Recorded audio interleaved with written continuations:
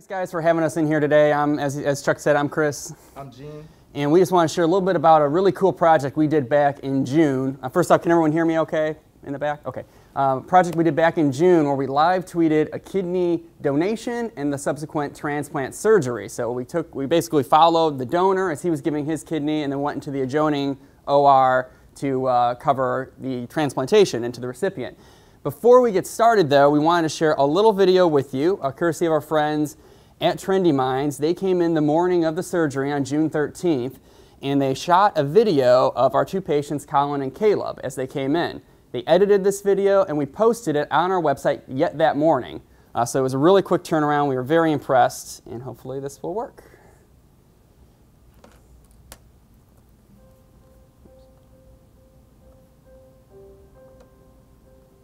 My name's Kate. Oops. Sorry.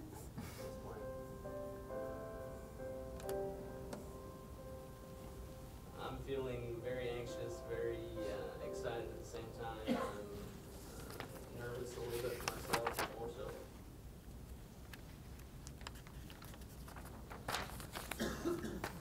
Internet. For Colin, and I'm ready to get this behind us and get home and get back to our normal lives. Colin Newton. I'm here to give my friend Caleb Johnson a living kidney donation and promote non-sibling living kidney donation. I decided to be a donor for Caleb. He's a good friend. He was in need. I just said, what blood type are you? He said, oh, positive. Well, I am. I said, well, what would you do? I said, well, would you do it? I said, I don't know. I'll go get tested, whatever it was. And then did several tests, several more. Here we are. We're here today. I hope the Twitter cast and all the media attention just sheds light on the need for donation, living donation, and educates people on the opportunities that are out there, and not just family members, but everyone can donate. It's for a cause that I believe in, and I hold very dear to my heart. I believe that this is going to help other people, and that's why I'm here. It's going to help him better his life, and I think it'll better mine in the process. When this is all over, I'm looking forward to being able to travel and get away from the dialysis machine and have the freedom to do whatever I want to do, I guess, and not have that tying us down.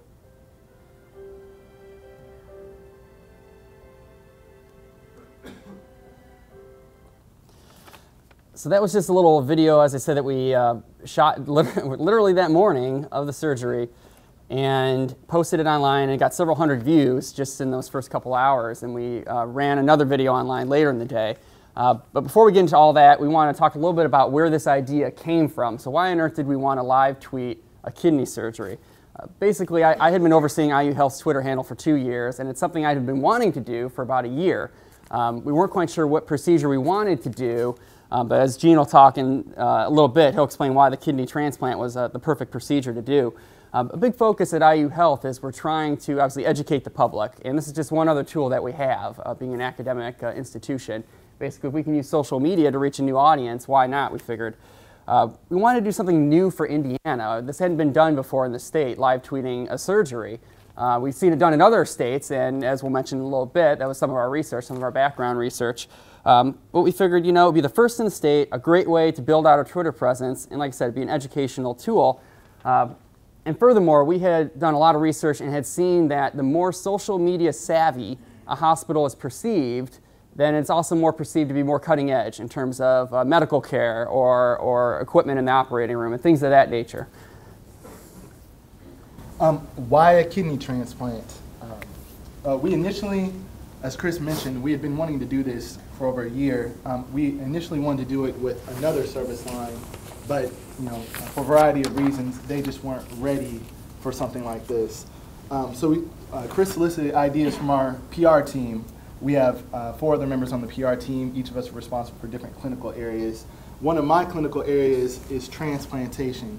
So knowing and working with the transplant team that getting more organ donors is a priority, because that an organ donor can mean up to 5 to 8 lives saved.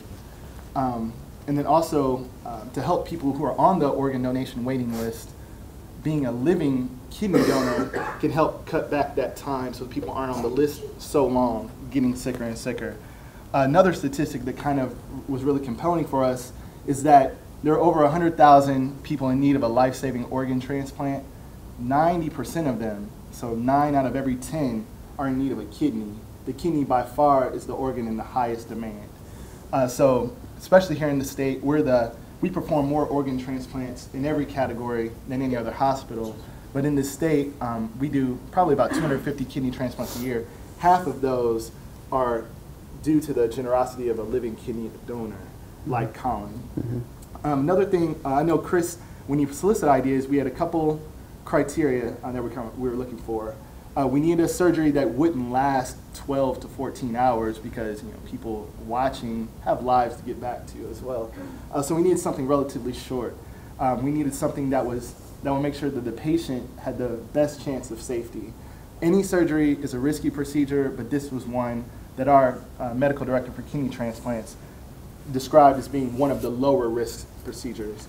And another thing that made it key is that you can easily schedule a living kidney donation surgery. As opposed to a deceased donor, you have to go get that organ within a few hours as soon as that person has passed away in order to get the organs on time to the recipient. Living kidney donor, we could schedule it with the donor and the recipient back to back on the same day. And both surgeries, you could fit within a 4 to 5 hour window. So brought the idea to Chris, and he thought it was the best idea he ever heard in his life. And even though Gene mentioned that it was a low-risk procedure, as we'll discuss in a little bit, there was a little bit of there was a situation that happened on the East Coast with the kidney transplant surgery just days before our surgery that we had to talk some folks off the ledge from, and we'll get to that in a second. So how do we find these patients and doctors? Gene knew, and by the way, this is Colin checking in the morning of the surgery at admitting. So basically, how do we find the doctors? I mean, that was tricky because we had a great team. They were really excited to do it. They wanted to meet with us the next day. I think Gene reached out on a Thursday and they said, "Can you meet at 8 a.m. on a Friday morning and let's talk about this?" So we went in there, we talked to them. We said, "Hey, what surgeries do you have that are coming up that we could do?" And they're like, "Okay, all right. Well, we think you guys should really profile Colin and Caleb. They're these two 30-year-old guys from southwestern rural Indiana. Real nice guys. They're on Twitter already, real personable. They look good on camera." I'm like, "Okay, all right. When's the surgery?" Keeping in mind this meeting was on June 1st. They said, "Okay, we're doing it in a week and a half." And I kind of looked at him and said, "Okay, we were hoping to get something 3 to 4 months out in advance so we could do everything." Because, in healthcare, there's a lot of red tape you have to go through. There's a lot of privacy concerns and things of that nature. A lot of legal questions, too, that we had to get ironed out in that time frame. So basically we said, all right, well, let's investigate this. Let's talk to Colin and Caleb. Yeah, and as Chris mentioned, after that meeting on June 1st, we were working with the transplant coordinators to track these guys down. Again, they live about 2 hours away in Merrim, Indiana. So we need to find out, this is a Friday, so we need to find out over the weekend, can we get a hold of them? We need to talk to them no later than Monday morning. Luckily, the coordinators put us in contact with them. We called them. We spoke to Caleb while he was at home. He was on his way for a procedure at IU Health University Hospital that afternoon. And Colin, we had to catch him in between his breaks. He works, I would say, at a factory down in Merrim. So trying to catch him was kind of tricky. But the key thing is they're unrelated, they're best friends, they're both young, both very responsive, and as Chris said, they got it. But as Chris noted, we had wanted to have several weeks to promote, maybe even a little over a month. And the born problem is that we had to do this all in like 9 business days. And of course, we would have had 10 business days, but Murphy's Law, I was on vacation one of those days, so we already lost a day while we were trying to plan this. Had to go. Okay. So what do we have to do in 9 business days? That's all. You could tell there was a lot given the tiny font. So we had to talk to legal and risk management. That was priority number 1. If they weren't on board with it, it wasn't going to fly. And we were lucky because we had started conversations months in advance thinking we were going to profile another surgical procedure. Legal was in on those calls, and they got it. They understood it. They had been researching and reaching out to their legal pals at Henry Ford Hospital in Detroit. And I have been doing my research too. I've been in touch with Aurora Healthcare in Milwaukee, Wisconsin, trying to figure out, okay, what are the legal ramifications for this? What kind of forms do we need our patients to sign off on so we're not in trouble if something, God forbid, went awry during surgery? So that was an important component of it. We had to get buy-in from the health system's chief medical officer as well as the rest of the medical team. We'll get to that in a little bit because that was a fun conversation. We talked to the patients, as we mentioned, reaching out to them over the weekend to secure the media consent forms and also to work with their coordinators and themselves to find out what's their clinical schedule. Again, they're not in the city, so we have to work within whatever limitations they have in their schedule. Colin, like I said, is a working guy. He always had to go to work. They both have families. Caleb was only in a couple days a week as they were prepping for this. So, and like I said, we'll get into some of that later. Yeah. Another key thing is to, of course, social media is to develop a catchy hashtag. Initially, doing our research, some other hospitals might say something like name of hospital kidney, name of hospital brain. So we thought maybe we can do IUH kidney. And they were like, that's not really, it doesn't have that oomph you're looking for. And so we figured, hey, it's Colin's kidney going into Caleb. Do we do from Caleb to Colin? Let's just do Caleb's kidney. And it was just, sparks flew. It was awesome. So as Chris noted earlier, we shot, edited, and posted promotional videos. As I said, we reached out to Caleb and Colin that next Monday. We filmed a promotional video that Monday, that afternoon, while Caleb was there.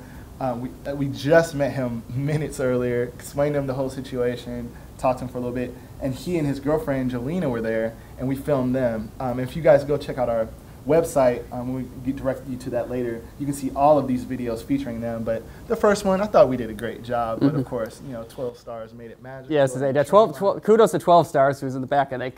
They took a video that we had shot, some raw video of Caleb there with his girlfriend. They edited it and turned it around and got back to us in 2 hours for posting on our website. And when I say that this project went at light speed, I mean it went at light speed. I've never seen anything move this fast anywhere I've worked before, so we were really happy that everybody was on board and embracing the project. It's kind of the equivalent of driving from downtown Circle all the way up to Carmel on Meridian, getting all green lights and going 90 miles per hour. So another thing we wanted to do, while we knew that while we're trying to get all of this buy-in from the patients, from our chief medical officers, from our staff, we also wanted to prepare ourselves to make the surgery go as smooth as possible.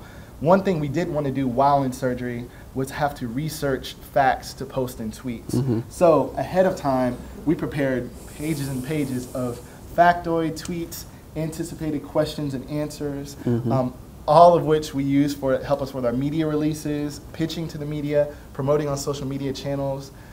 Also at the same time, reserving rooms so we could organize and hold a news conference with the patients and the doctors. Yeah. One of the surgeons wasn't available because he was actually in surgery. It's kind of what they do. Another one was available so that we were able to have with Caleb and Colin. And in terms of planning too, as I mentioned earlier, we had to plan a backup plan. When we met with the chief medical officer and our legal counsel, we had to be able to tell them and answer all their questions basically. What would we do if, God forbid, someone did die on the operating table or there were complications? What were we going to do on Twitter? What would we say? And we agreed we were going to be transparent. We had kind of a tiered approach that we took from Aurora Healthcare in Milwaukee. Basically, if there was a complication during the surgery, we would say something to the effects of, and forgive me if this isn't 140 characters, hey, the surgeons are entering a difficult time. They're asking for a few minutes of silence. And then if they weren't able to get through that complicated time and they had to postpone the surgery, or God forbid somebody passed away during the surgery, we'd have to be like, we need to suspend or cancel this Twitter cast. Stay tuned for more updates. And obviously, once we notified family and everything, we would unfortunately have to share the news with the world because we had a lot of people following this procedure and we couldn't just leave them in the dark no matter what happened. Yeah. We also reached out to kidney donation and organ donation organizations through social media, hoping, again, we're trying to generate some sort of viral buzz here. We designed promotional materials, flyers with Caleb and Colin's pictures on them, along with the hashtag Caleb's Kidney. We were just short of doing t-shirts. Assigning day of roles for team members. We can't stress enough, and we'll get into it later, but you cannot do something like this by yourself. Like a project of this magnitude requires tremendous teamwork, involvement of a lot of individuals. And one key thing that was very helpful for us was we do so many kidney transplant surgeries, as I mentioned before. We do near 250 a year. So there are a couple going on each week. So we figured, hey, we've got a couple days until the actual thing. Let's do a dry run in a real kidney surgery.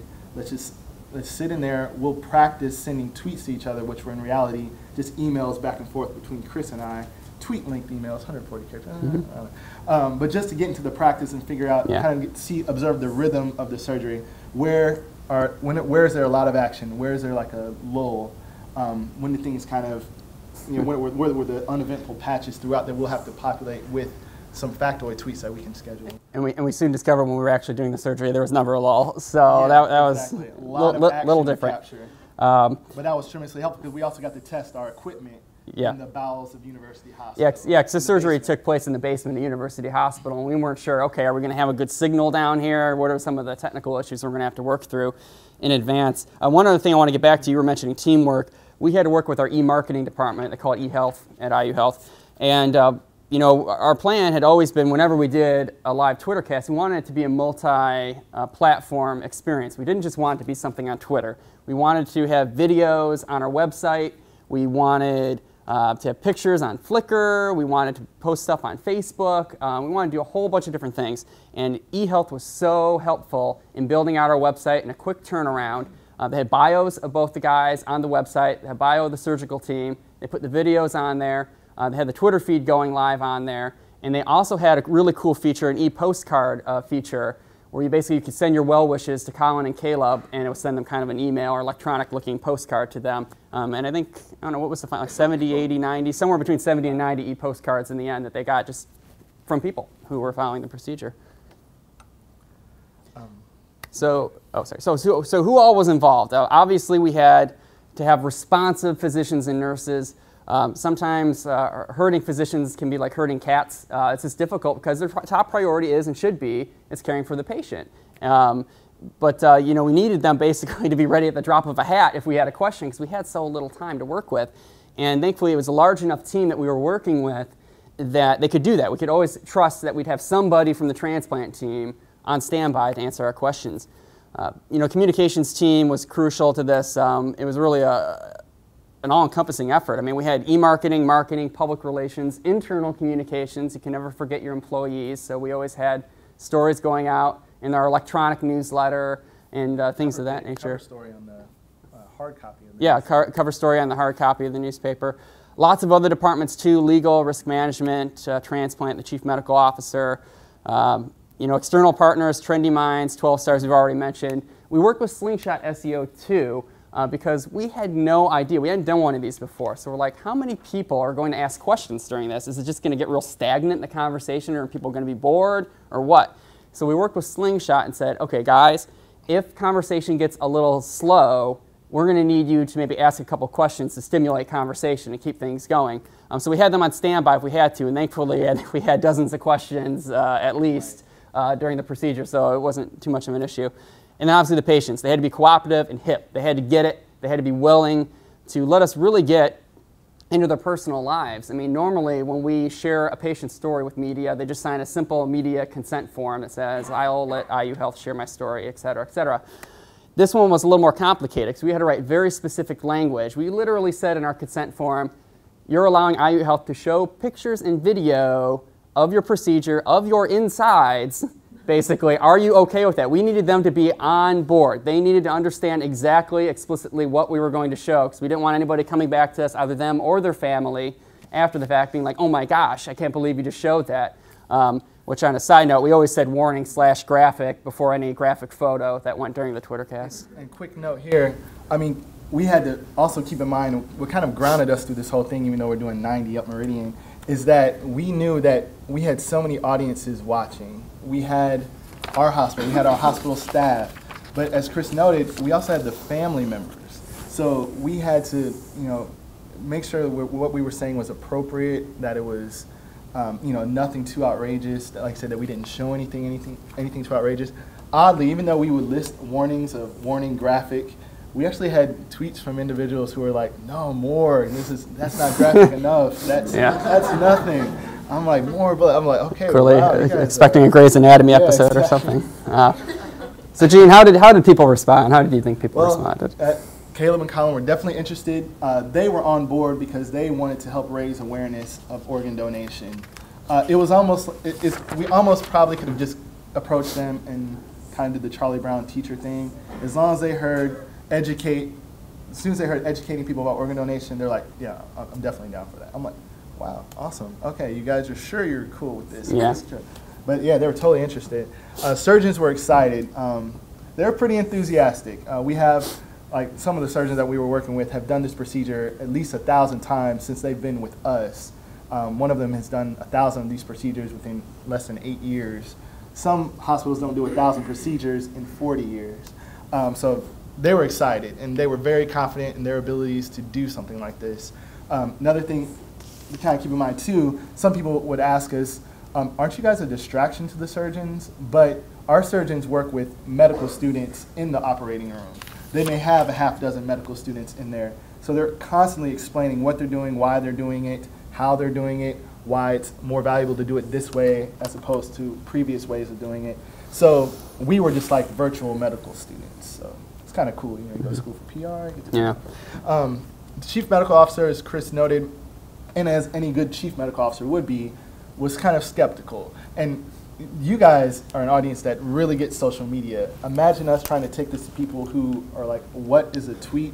What is Twitter? What is Twitter? What's going on? Is this? Some people ask us, is this a live video feed that you guys are doing?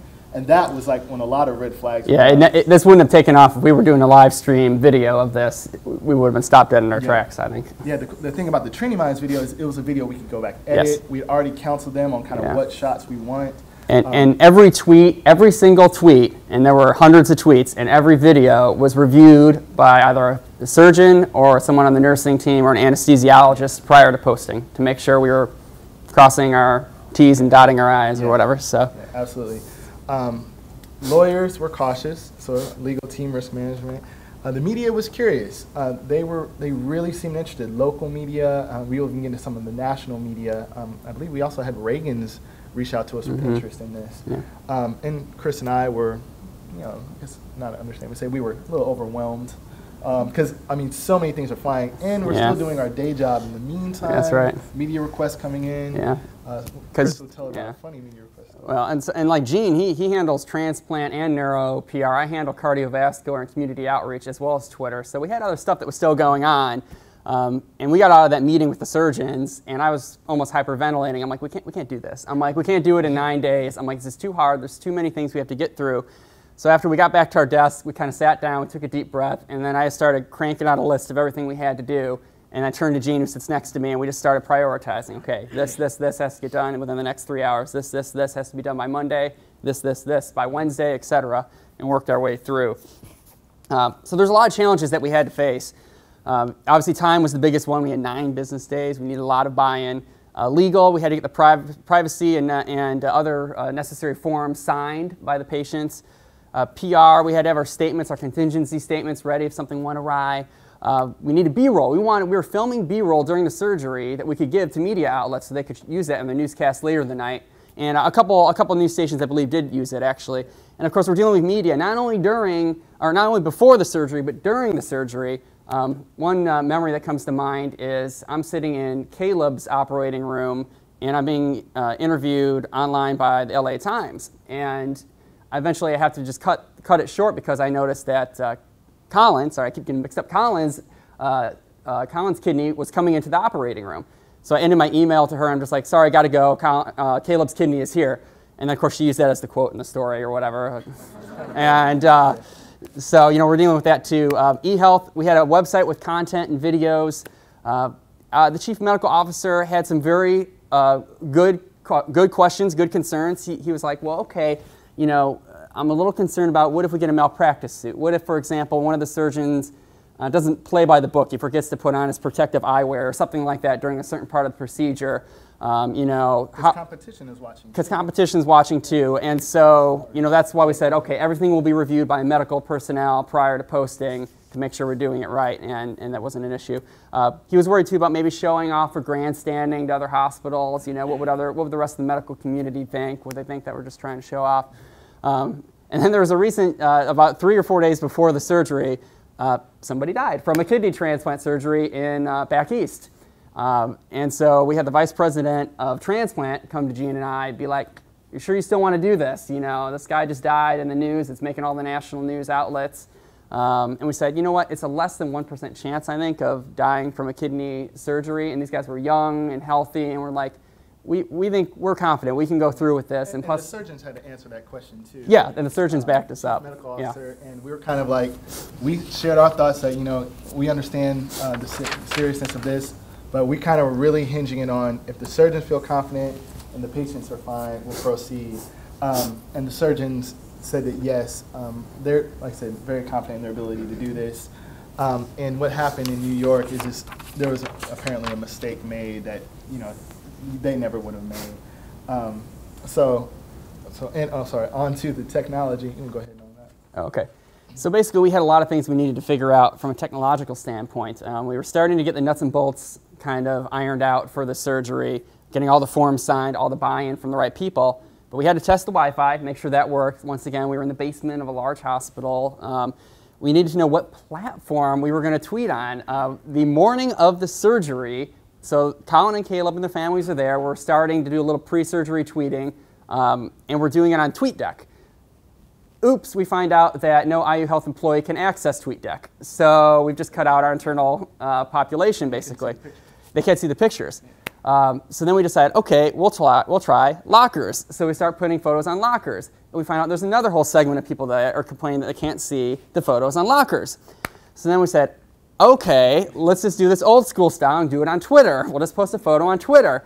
And finally, that worked. Everybody seemed to be able to see a photo on Twitter, so we should have just done that to begin with, and it would have been great.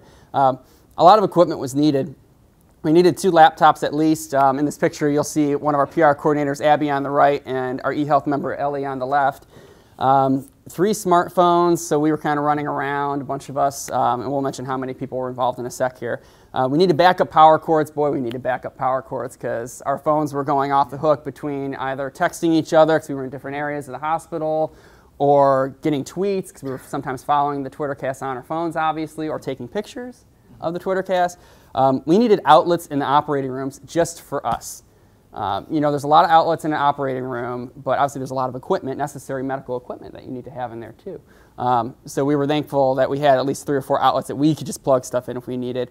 And then there was a table outside the operating room for video reviewing and editing. So basically, Trending Minds was able to bring in their Mac and set it up on a table right outside the OR, go in, get their footage, come out, put it on the computer, edit it, and that's how we got some of these videos turned around so fast.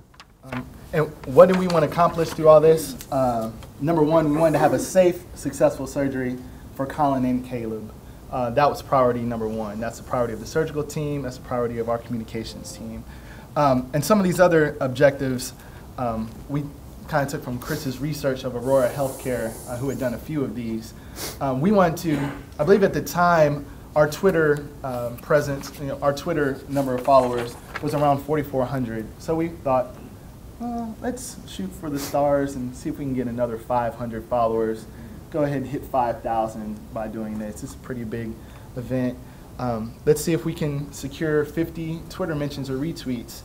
And let's try to secure 25 media placements. Yep. Again, these are the metrics that Aurora Healthcare used, so we figured those are good ones to go off of. And one other objective we didn't put on here that we were really stressing, we wanted to get people to our living kidney donation website. That was kind of our call to action. We said, okay, where can we send people for more information if they're interested about this? And so we wanted to increase traffic by 10% during the same time frame, which is about a week-long campaign. So how do we picture our ideal day? This is Chris sitting in his cube a couple months before the surgery thinking like, okay, this is great. This is how it's going to go. So we're going to start promoting 3 to 4 weeks in advance. We're going to have 10 tweets an hour. 6 are going to be scheduled. 4 will probably be live. Every tweet's going to use the hashtag. We're going to have 2 roving reporters on smartphones and 2 on laptops, one of which is only going to be fielding questions from people. One person's going to be doing color commentary, so what music are the surgeons listening to, what was the last thing the patient said before they went under, things like that. The others are going to just do strict facts and play-by-play commentary. Someone's going to be back at headquarters. Our headquarters for IU Health is off the canal next to Creation Cafe. They're going to be on standby in the event surgery goes awry or issues develop on Twitter. and then we're going to shoot, edit, and post videos and B-roll during the surgery. So Gene, what actually happened? So take 3 weeks and pretty much put it 3 days. We started heavy promotion 3 days in advance. Instead of around 10 tweets per hour, we had dozens of tweets per hour. We were trying to capture all of the action. Most, but not all of our tweets used Caleb's kidney. In some cases, it was a matter of Q&A, or it's a matter of trying to capture a moment. We couldn't quite squeeze it all in. 2 and sometimes 3 roving reporters on smartphones, 2 on laptops. So that pretty much went according to plan. Play-by-play and color commentary often blended together for all but one of the tweeters, and that's a person fielding questions. We had a person back at headquarters who was kind of on standby. We anticipated that just in case we're trying to really promote this at a high level, we could potentially get a sideline or derailed. And so we had our teammate Joanna back at headquarters who was on standby once we received random comments from an activist. We had activists, and we also had people, I think the activist and the person this is the same person, they had also had a bad medical experience in the past. And they were, I believe they were representing, they were with the LGBT organization. So we saw that while all this is going on, again, 90 miles per hour in the surgery room, and so we're like, uh-oh. But to our rescue, the people who are watching the Twitter cast were like, yo, dude, this is not the place for that argument, man. As a matter of fact, your argument doesn't even align with what's going on here. So they kind of like chased them out of the room. It was really nice. We didn't have to really comment at all. Our people defended us basically during it. And then we shot, edited, posted videos, and B-roll during surgery. So there were a lot of challenges during the surgery. As Gene just mentioned, we had to avoid being Twitter jacked by extremists or people who had concerns with us. Or vendors who were there were vendors who wanted to promote their surgical products during the surgery that were trying to get us to talk about them. It's like, hey, can you mention our fluid, our rinsing fluid that you use for surgical tools? It's like, I don't think the average person's interested. So we had to know our boundaries in the operating room. At any one time, there could have been 8 to 10 people in there. So we need to know where can we go. We don't want to, a safe surgery is priority number 1. And if we can't ensure that, then we can't be there. Right. And so we always had to watch where we were at. We fielded way more questions than we expected. We thought, we'll be happy if we get, a dozen questions throughout the surgery, and we got dozens per hour. Like 60, 70. We wanted to make sure we didn't miss any of the action. So we had at any one point, we had 2 surgeries going on at the same time. So basically, they're closing up Colin as they're opening up Caleb in adjoining ORs. So we have one of us in each of those rooms. Then we have the family down the hall in the waiting room. So one of us is running back and forth to the family. And kind of funny side story, the first time I went down to meet with the family, it was Colin's family. It was his wife sitting next to his mother, and they're looking at the Twitter cast on their tablet in the waiting room. I sit down. At the exact moment I sit down, our first warning graphic photo comes across the Twitter feed. It's of Colin being opened up, and I'm just kind of like, gotta go. So went back to the OR. And then we were fielding media requests at the same time as the surgery, as we mentioned earlier. So how did we do? Basically, keep in mind these were based on Aurora Healthcare. This is where we took our numbers from. So we wanted to secure 500 additional followers during the week-long campaign. We added about 1,400. We wanted to secure 50 Twitter mentions or retweets during the campaign. We got more than 1,700. We wanted to secure 25 media placements. We were like, 25 is decent. We'll be happy with that. And we got more than 100, including the LA Times, USA Today, Indy Star, and the Terre Haute Tribune Star, which was very nice to us. They sent people out multiple times for stories. And not to mention Fox 59. Fox 59 was great too. Yeah. And also we got, get a little of this, so we had 1,400 hits on our living kidney donation website the entire week leading up to the surgery. The day of the surgery alone, we had 1,700 views on that page. So clearly, I mean, it drove traffic to the website. And also on that, on the new followers that we got 500 followers the day of the surgery as well. So you can just imagine what our phones look like with all these updates popping up while we're trying to. Right. So we learned a lot of stuff. There were a lot more people in the OR than we expected, up to 10 at any one time. We were inundated with questions. I mean, we were surprised at how many questions we got. And we were also a little bit surprised at the media attention. We didn't think that they'd be interested following the procedure, and even a month after the procedure, they were still interested. Fox did a follow-up story a month out. They wanted to see how things were going. And then the patients' families, this is what touched me the most. The patients' families really enjoyed following the Twitter cast. After everything was done, Gene and I went upstairs to where the guys were and met with some of the family. I think it was mostly Colin's family. Well, no, some of Kayla's family was up there too. And they said, you know, hey, we appreciated you guys doing this because we could see what was going on with our son or husband or whatever during the surgery. You know, normally the nurse would come back and be like, I have an update for you. And they were like, but we were already able to tell them the update because we saw the pictures online and we knew what was happening.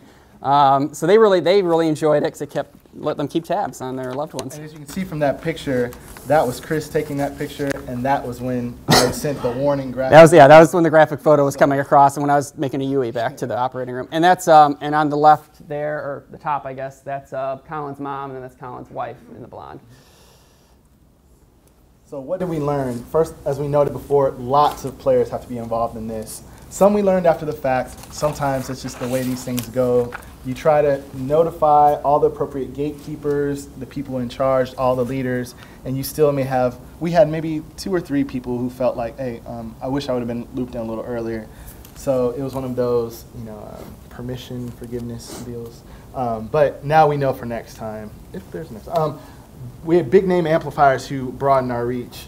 The LA Times, as Chris noted, did the story, posted the story while we were still in this operating room. Alyssa Milano, who saw that story, retweeted to her 2 million followers. If everyone, I take it most people know who Alyssa Milano is, who's the boss, Charm, you know.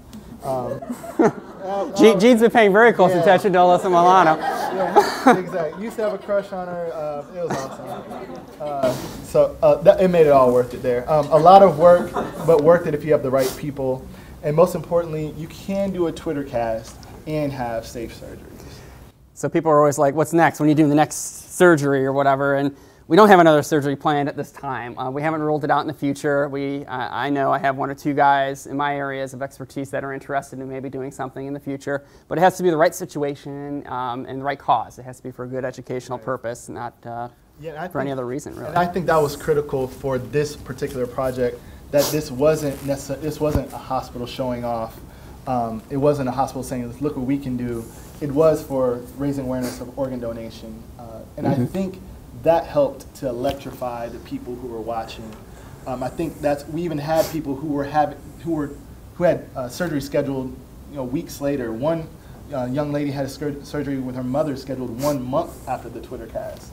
And she followed it with her mother, and they said that really helped to calm their fears going through it. Because the whole idea was to give people kind of like, you know, Wizard of Oz behind the curtain, like, hey, let me show you guys what goes on in an operating room. A lot of people have never experienced that. Yeah. So the next thing we're going to do on Twitter, we're doing a live Q&A, our first live Q&A with some breast cancer docs for Breast Cancer Awareness Month on October 2nd at 1 p.m. our time. And hashtag ThinkPink, and you can ask questions to the breast cancer docs or really ask them anything, and they'll be there to address your questions. We started a website called the Strength and Knowledge website, shorthand SYNC. Basically, it has new videos of our docs talking about a variety of topics every week. It gets updated every Monday. And so we've been sharing that on Twitter and Facebook and doing a little bit of social media behind that. And then our blog is Strength. That's the name of our blog, and it's at iuhealth.org/blog. So before we wrap things up here and take some questions, we want to show you one last video that Trendy Minds produced. Some of the numbers that you'll see in this video changed a little bit after the fact, but we love this video. They did a really good job of kind of capturing behind the scenes what was happening that day. Hopefully. Okay.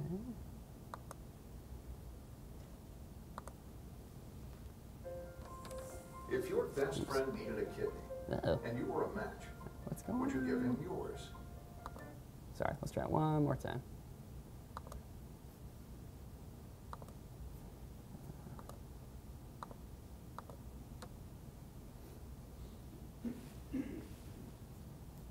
Let's leave it here.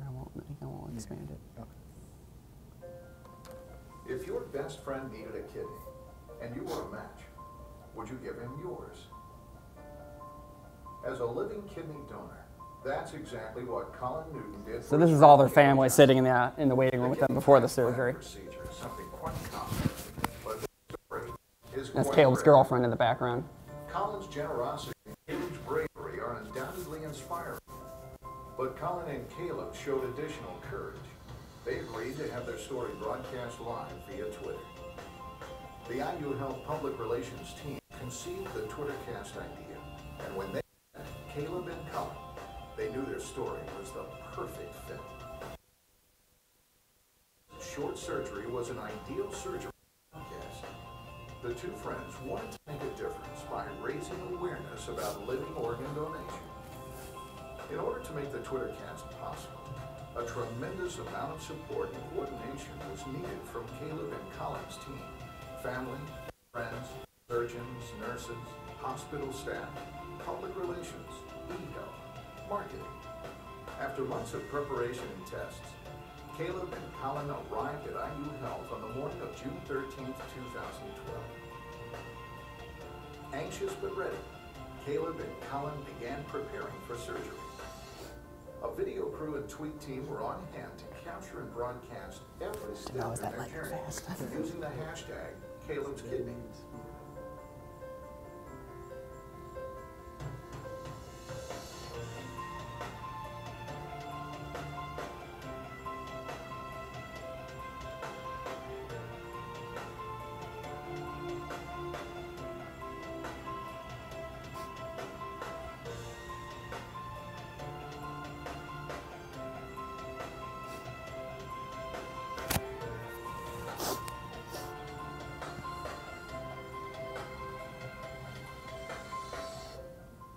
Six and a half hours after arriving at the hospital, the surgery was complete and both patients were in good condition. During the week of Caleb's Kidney Twittercast, Caleb's Kidney was mentioned 1,754 times on Twitter. IU Health gained 1,362 Twitter followers, a 57% increase. IU Health fielded questions from Twitter followers. The pre-surgery YouTube video received 2,738 views. The post-surgery YouTube video received 775 views. IUHealth.org/kidney donation received 3,074 page views, a 1,700% increase. 70 e-cards were sent to Caleb and Colin. Media Relations earned 91 media placements including LA Times, USA Today, Associated Press, and Indy Star. Caleb's Kidney, an unbelievable gift that changed 2 lives forever. An incredible story that will make. And that's Caleb's parents after the surgery in his room, and his girlfriend.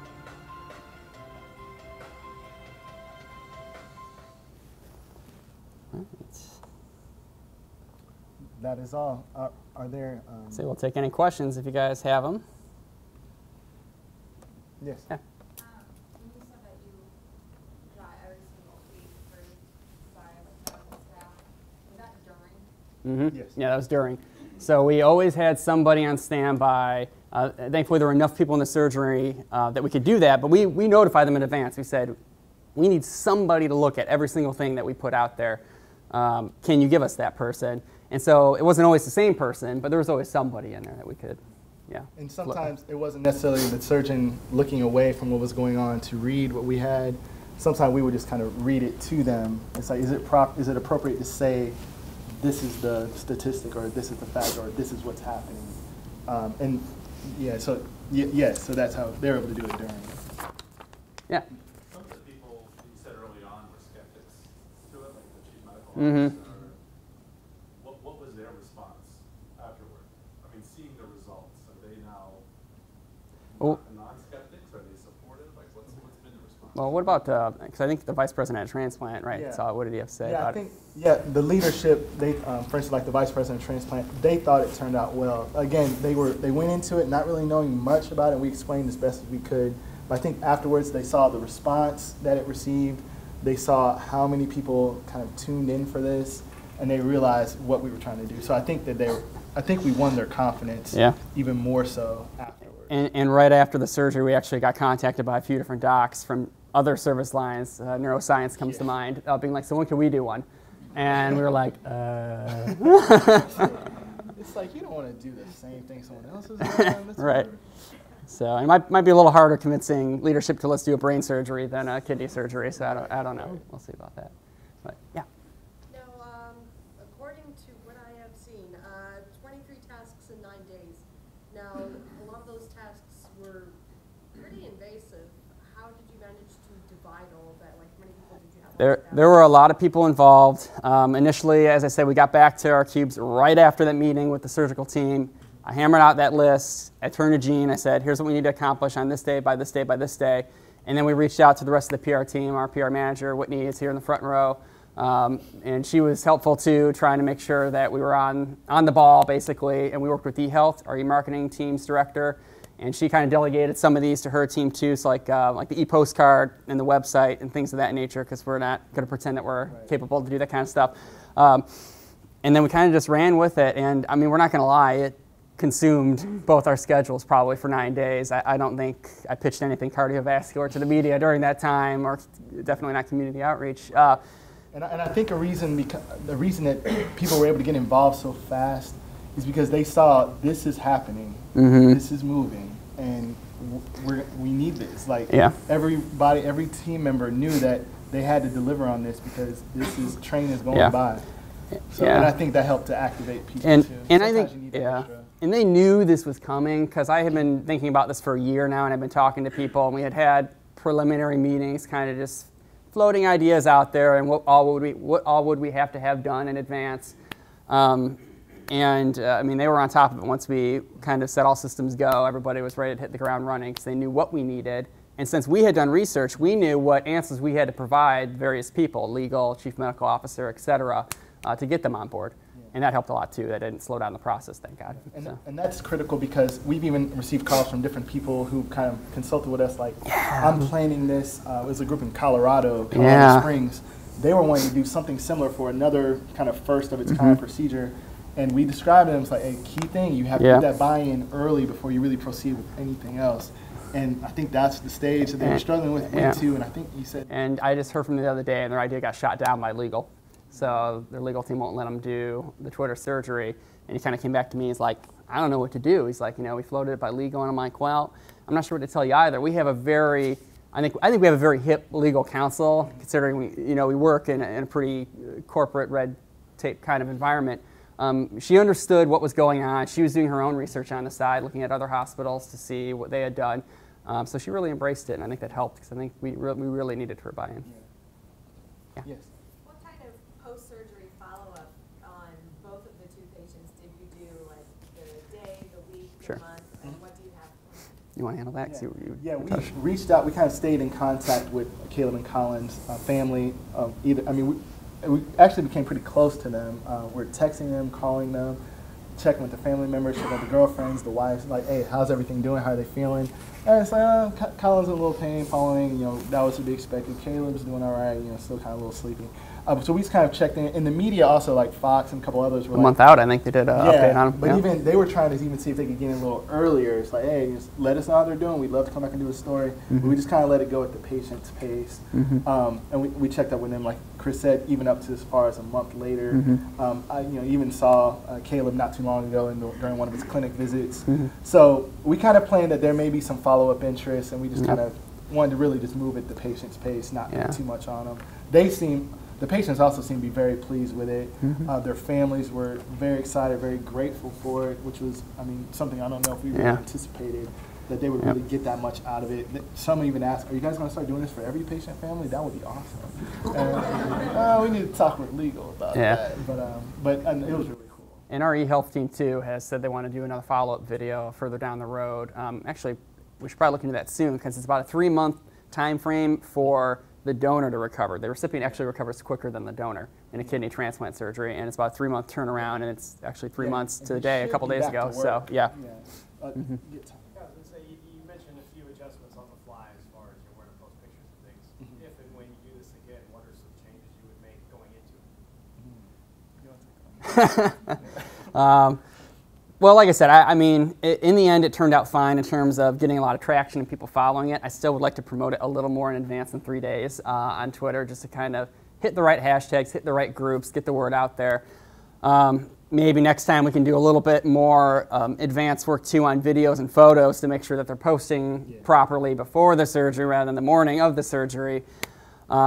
But you know, I think overall things went really well. We just would have wished we had a little more time. And the tricky part, I don't think we mentioned this earlier, about a kidney transplant surgery is while Gene said they are easy to schedule, at the same time they're difficult to schedule because you don't know if the donor and the recipient are going to be a match for each other until 2 weeks prior to the surgery. That's when they do the final testing. So we couldn't promote it more than 2 weeks in advance if we wanted. So it could have been 3 weeks in advance, but then what if they came in for their final test and all of a sudden something wasn't right with someone's blood or type or whatever? And the donor could have shot the donation. Yeah, the donor still could have been like, I don't want to do this anymore. I'm not feeling up to this, and then we would have shot ourselves in the foot, basically, so promoting it. Also be careful with that. Like, these guys are best friends. We'd hate to cause a rift of any kind because, these PR guys are calling me, wanting to talk about this. So we had to kind of be cognizant of that as well. But I think the advanced work that was done, Chris doing the research a year beforehand, just kind of really doing the homework on this, us doing the prepared facts and statistics, so that we wouldn't have to worry about some of the, we could schedule those during the surgery so we wouldn't have to worry about those. I think those things are things that we would definitely do again in the dry run for any procedure, as long as it's not a first of its kind. Yeah.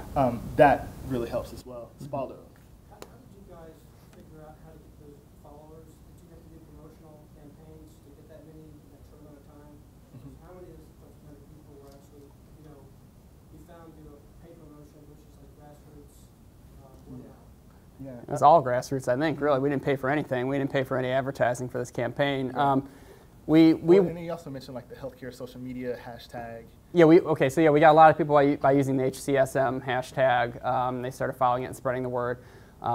We got a lot of traction, though, believe it or not, through traditional media. So I think this is a good case story of how you can't just do everything on social media. You need to make it multi-platform experience. And so we reached out to traditional media. And like Indy Star did Sherry Star did 3 stories. And I think in Sherry Rodofsky's headline too, it said, at IU_health, performing a kidney transplant, and people read that. And I mean, once our media event was done, it just exploded in terms of people who were following it and asking questions. We knew in advance that Reagan Healthcare Communications had heard about it, and so maybe they were sharing it with their folks too. So yeah, I mean, it was largely grassroots. We were kind of surprised, and we were happy because we didn't, like I said, we didn't know how many people were going to follow this because we didn't have a lot of time to promote it. But in the end, it worked out, I think. Yeah. Yes. Did you have a contingency plan in place at all for during the situation your team, they had an issue with the graphicness of whether somebody that was taking a photo passed out? What was your contingency plan for that? That's a good question. Well, thankfully we had, so Gene, myself, and Abby had all been in surgeries before. So this was old hat to us. We were, I don't want to say we were immune to it, but it's just like, okay, some person's cut open. We've seen this before, And we had someone from e-marketing who hadn't been in a procedure before. So I guess it's possible she could have passed out, but she seemed fine the entire procedure. Yeah, she was on the laptop most of the time anyway, and she occasionally posted a photo, but most of the time wasn't posting photos. She was just taking facts or commentary from the docs as to what was going on. So really, I don't think it was much of an issue since we had that experience. All right, well, big round of applause for All right, thanks guys. Thanks for having us.